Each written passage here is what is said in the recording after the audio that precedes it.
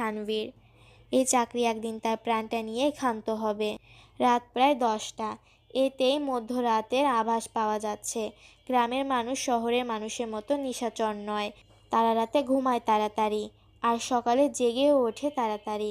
চারদিকে কোলাহলহীন স্তব্ধ পরিবেশ জানান দিচ্ছে এতক্ষণে প্রায় মানুষই ঘুমের দেশে তলিয়ে গেছে। আসমিন ধীর পায়ে এগিয়ে গিয়ে পুরনো ঘরের দরজায় টোকা দিতেই ভেতর থেকে দরজা খুলে বাহাদুর বেরিয়ে এলো। কোথায় ওরা? ভিতরে আছে স্যার। আসমিন আর আলী ভিতরে ঢুকলো। সানভি বাইরে দাঁড়িয়ে ভীত চোখে এদিক ওদিক তাকিয়ে বলল, বাহাদুর ভাই, এখানে কি মানুষ খুন করা হয়? বাহাদুর ভাবলেশীন গলায় বলল, হুম।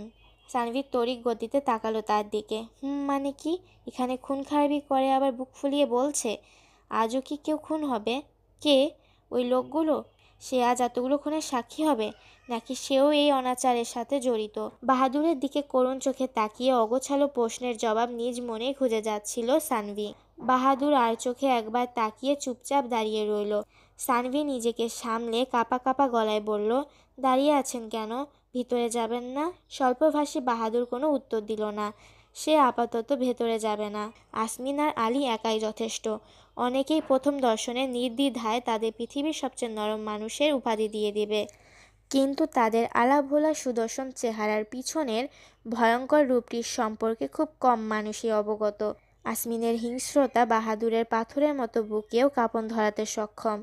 তবে সেই হিংস্রতা দেখার দুর্ভাগ্য খুব কমই হয়েছে তার। অন্ধকার ঘরে প্রবেশ করতেই ভ্যাপসা গন্ধ নাকে ধাক্কা দিয়ে গেল। মেঝেতে কয়েকটা ছেলে হাত পা বাঁধা অবস্থায়